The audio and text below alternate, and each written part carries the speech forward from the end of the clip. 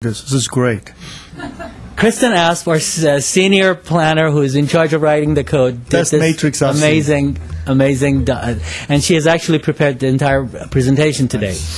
But if you take a look, you notice that the process, this is an average. It could take longer or shorter, but 14 to 17 weeks, because we have the combination of design review board and ZA hearings and the agency review all together. I'm not going to go in great detail to this, but I'm going to point out a couple of areas. We looked at this chart and we thought, what could we remove from the process to consolidate some of the review authority without actually diminishing the intent of that particular process. One thing that I have to say, the DRB review at the time that it was established as a way of giving comments to the agency was extremely helpful, because at the time, especially in the central redevelopment area, we did not have design guidelines, and we did not have a principal urban designer on staff like we do now, and the design review boards really served to look at the design details and come up with very specific comments for you to consider. At this point, as you know, in the downtown specific plan area, we have very detailed design guidelines and very detailed design standards, and we have a principal urban designer who actually reviews everything before it even gets to you. In a sense, and he prepares written comments and recommendations to you that are very detailed.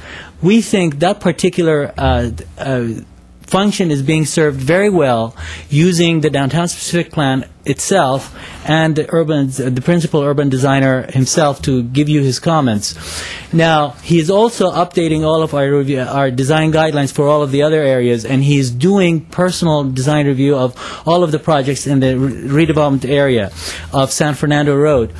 This is not to slight the design review board's role in any way. We think, in a way, the function that they had before is no longer necessary if the importance is to keep them abreast of all of the projects that come before you. There are other ways that we can do that without having to schedule hearings at the design review board. As a duplication, right. I've seen design reviews comments, and I've seen Mr. Loomis's comments, and in many cases they are identical, as if the same person has written it for both sides. That's what we're learning too, and that's, I think, what design review boards are learning as well. And then the other idea was that then if we remove the ZA hearing for projects that are larger than 10,000 square feet and we bring them all to you, then that particular step has been removed. So 14 to 17 weeks could, if you go to the next slide, please, be cut down. Now, this is really ambitious. I must say 3 to 4 weeks is really ambitious, and I explain why. But this is theoretical. By removing the ZA and the DRB from the process, the public still has a chance to see the design review in the format that the City Council or the redevelopment agency will hold a public hearing. We will still have written comments prepared as part of the staff reports and posted on the website. People have access to those. And so in the sense, the public review process has not been diminished. It's still in the process. With regard to the ZA hearings that are no longer here for projects which are larger than 10,000 square feet, that's where I think this particular slide is a little ambitious. We cannot say we could do it in 3 to 4 weeks, because in this particular scenario, staff will have to prepare detailed analysis as part of the staff report for conditional use permits and variances for you to consider. As it stands, the zoning administrator actually does the analysis herself when CUPs or variances are presented to them. But for you, we think you would want the benefit of a detailed staff report that actually analyzes against the findings required by the zoning code, so we will have complete information before you. So that 3 to 4 weeks can probably in some cases be extended to maybe 6 weeks if the cases are a little bit more. 4 to 6 weeks. Probably. Let's be more realistic about it. And this is not, again, taking into account environmental review, because we still have to abide by CEQA standards, and maybe in some cases do at a minimum of 20-day environmental circulation and sometimes longer. But this is just in terms of the city's processes that we could cut down by simply consolidating and using the 10,000 square foot rule as a threshold. I'm not going to go any further. If you jump 2 slides, I can just tell you the advantages are, of course, that the process is streamlined, and it allows you to have a holistic review of the projects, everything at the same time, design, environmental impact, and all of the different permits that go into it. If there is a CUP associated with service of alcohol or dance, you will get to see all of it at once. And that's an advantage to the applicants as well. The disadvantage is that it may crowd the agency council agendas.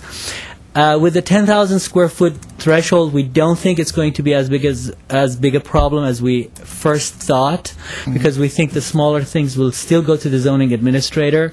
And then, of course, there's a disadvantage that once you make a decision, there's no appeal body to appeal your decisions to. Oh, the court. Well, isn't that a requirement that there be an administrative appeal availability? No? The city On subdivisions, I think you're thinking of. Only on subdivisions? So the Local land use and planning law and the government So the code. agency's decision would be final? Yes. Without any appeal? Oh, they'd have to file an now. action in court to take a writ. Can't be appealed to the council?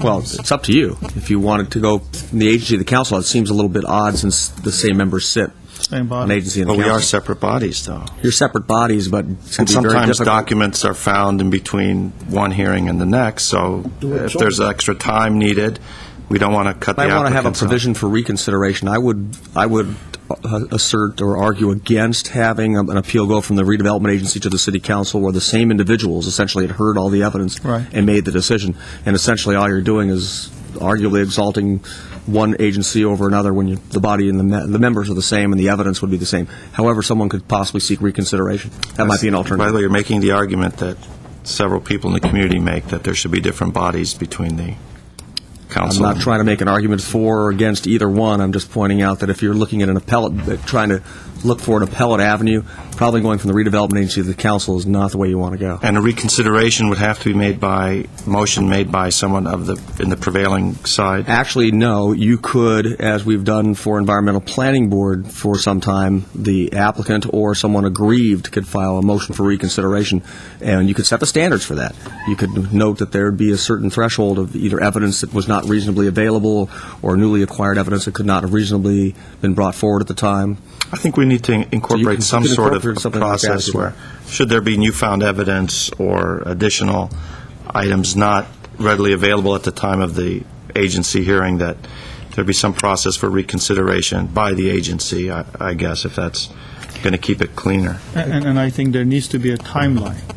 With a time, So, I mean, with all the if there's procedural. something new coming up, I want to hear it within, let's say, 30 days. I don't want the guy to wait 6 months and then come back and say, hello, I found this thing buried in my paperwork 6 months later, you know?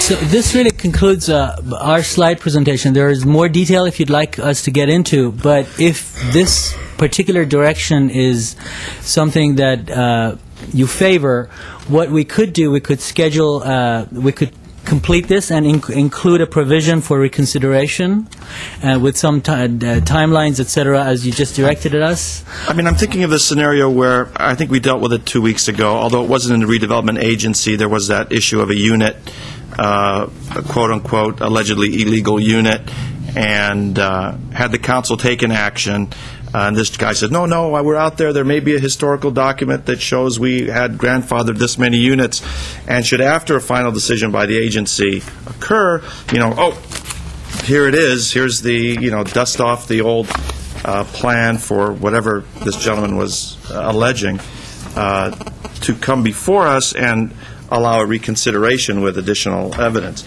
within a certain... You always have that option anyway. I mean, we have reconsidered cases later on when people came in with evidence, so the council has that option at any time. Well, no, this would be the agency, and Well, if this were to have occurred in an agency area, because we're now in charge I think of... this type of scenario that you're talking about is going to be very rare in an agency case. Most stuff that you're going to see in agency is going to be 10,000 square foot, going to be larger project, new project, design-oriented. That's what it is. The only thing I did not see in here is, which in some projects we will have to deal with, is the historic review. Is that becomes our purview, or it goes to the Historic Commission, or how does that work? Is that part of it has been streamlined or not?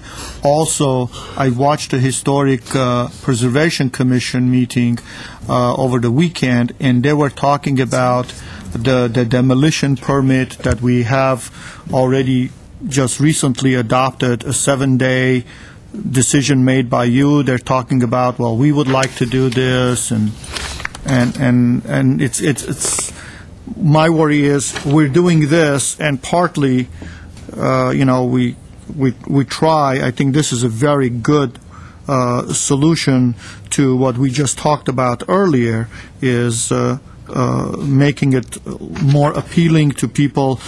In the end of the 6th week, they know they either have a project or they can go home or take their money somewhere else. And that's all there is to it. This does not guarantee they have a project. It's just that they get a decision from this body.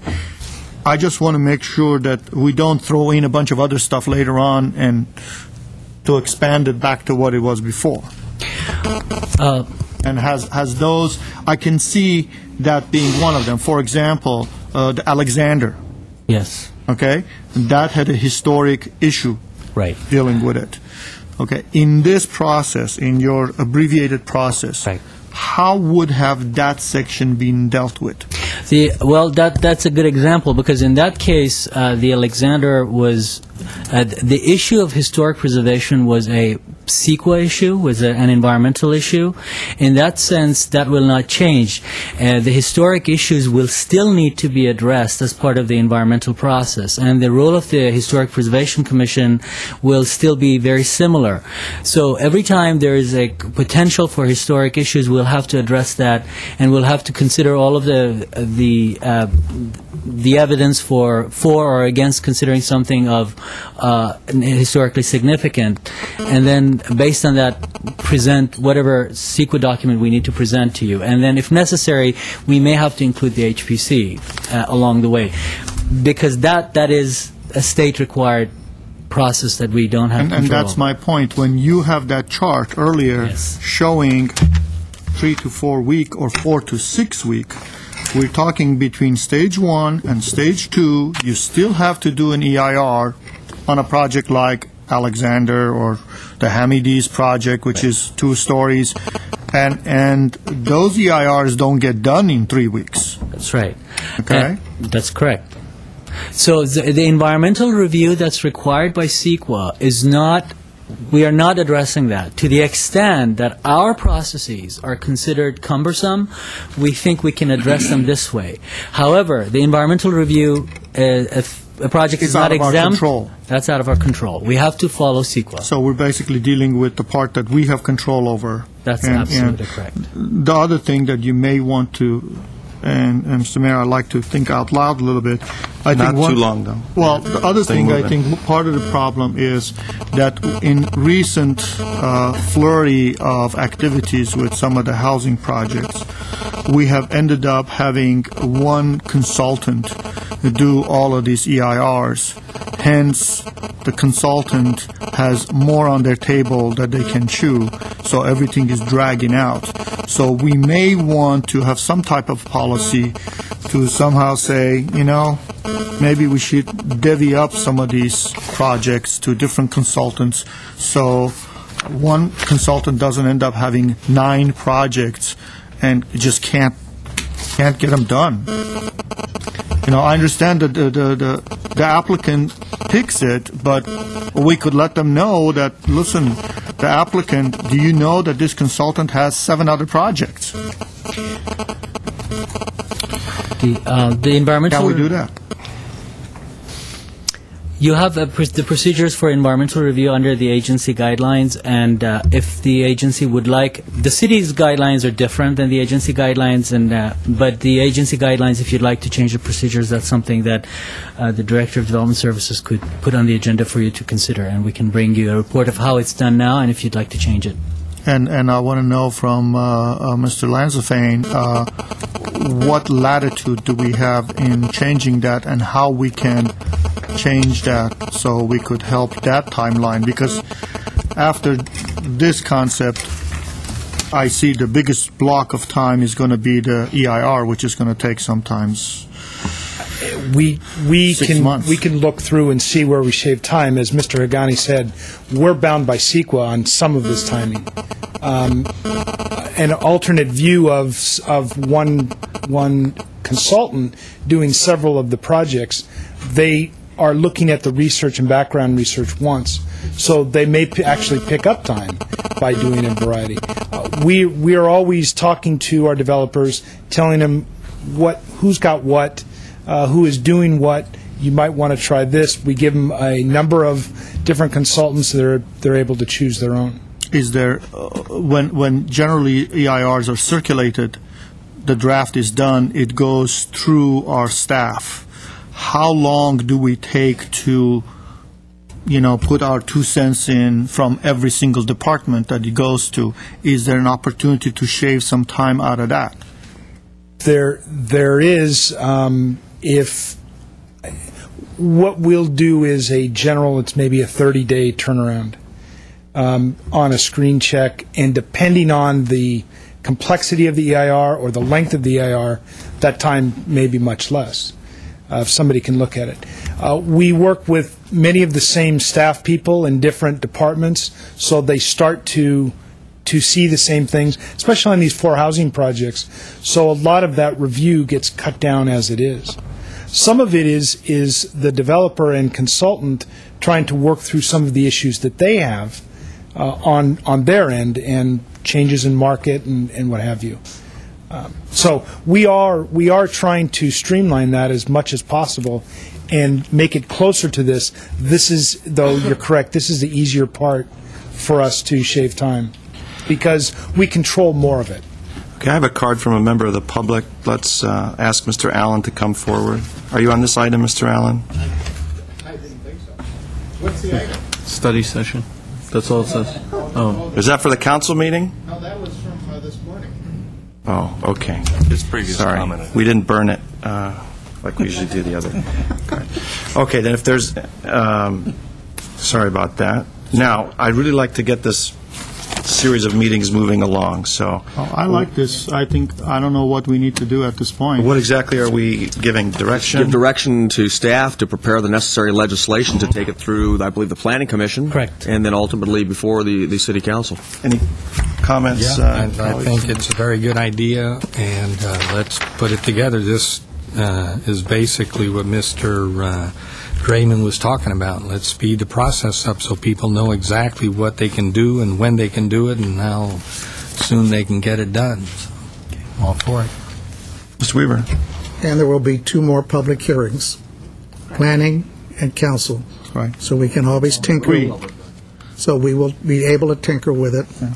The public will be able to give input at least twice more. Mr. Draymond, any comments on that? None. You're okay with it? Mr. Yusefian, you're Yeah. good? So moved. There's no There's no motion. No motion, It's you just- don't need a motion? Staff. Okay, just Given direction. direction. Okay, so that's it. Staff's got it. Move to Is there adjourn for Is redevelopment? there, okay, is there a second for Second. redevelopment? We're adjourned for redevelopment. council. We didn't adjourn council. He moved for Redevelopment. redevelopment, and he And moved member for the Weaver. second. I moved for the council. Second. And council is adjourned. Okay. Thank you. Which So one this is now? one. Okay, let's do, Which one has no comments? what shall we do? Let's do the joint city council redevelopment and housing. That might. Is that the last joint meeting we have, or is there No, one there's more? one other. We have Another one. Housing and centralized council. purchasing and the... Okay, we'll save the continuum of care for last. So this, I'd like to call to order the joint meeting of the Glendale City Council, Redevelopment Agency, and the Housing Authority. Roll call for the council, please. Council members Draymond. Here.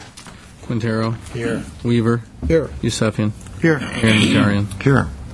Maybe have a roll call for the agency, please. Agency members Draymond. Here. Najarian. Here. Quintero. Here. Weaver. Here. Chairman Yusefian. Here. And call for the housing authority. Authority members Draymond. Here. Mincy. Here. Najarian. Here. Barazian. Here. Quintero. Here. Yusefian. Here. Chairman Weaver. Here. Thank you. Would you please read the first item? Agenda for the May 29, 2007 joint public meeting of the Glendale City Council, the Glendale Redevelopment Agency, and the Glendale Housing Authority was posted on Thursday, May 24, 2007 on the bulletin board outside City Hall. We have one item for this meeting. It's the Director of Development Services, Director of Community Development and Housing, and Director of Parks, Recreation, and Community Services regarding centralized property acquisition services for the City Agency and Housing Authority. 1A is council motion approving the proposal of Overland Pacific and Cutler OPC to provide centralized real property acquisitions services on behalf of the Housing Authority, City and Redevelopment Agency for an estimated total cost for providing services to all three agencies of $150,000 over 3 years. At B is authority motion approving the proposal of the same, and at C is agency motion. Mr. Quintero. Well, following the theme of this afternoon's meetings, how exactly is this going to speed the process? Mr.